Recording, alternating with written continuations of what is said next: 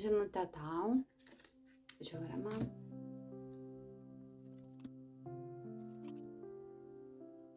Žinutė yra skirta tiems, kurie ilgai ieškojo išeities iš padėties.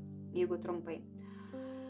Galėjo galva net skaudėti nuo to, kaip jūs sukote galvą, kaip išeiti iš tam tikrų aplinkybių ir jos atrodė sunkiai įveikiamos. Jums atrodė tai taip sunku atverti kažkokią tai sieną, bet jūs jautėte intuityviai, kad už jos yra kažkokia tai išeitis ir jūs ją rasite. Jūs ją rasite ir tai jums suteiks labai daug gražių emocijų. Taro jums pataria.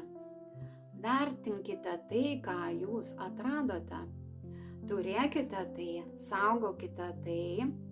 Būtent apie tai kalba Pentaklių karalius, kuris yra pakankamai pragmatiškas, bet tuo pačiu jisai yra tas rūpestingas karalius, kuris moka pasirūpinti tiek savo resursais, tiek artimaisiais. Tai ten, kur jūs ieškojate ilgai išeities, jūs ją rasite, jeigu dar kažkas tai nerado. Jeigu kažkas tai rado, tai sako, jūs išeisite į stabilumą. Svarbiausia, jūs jį išlaikykite.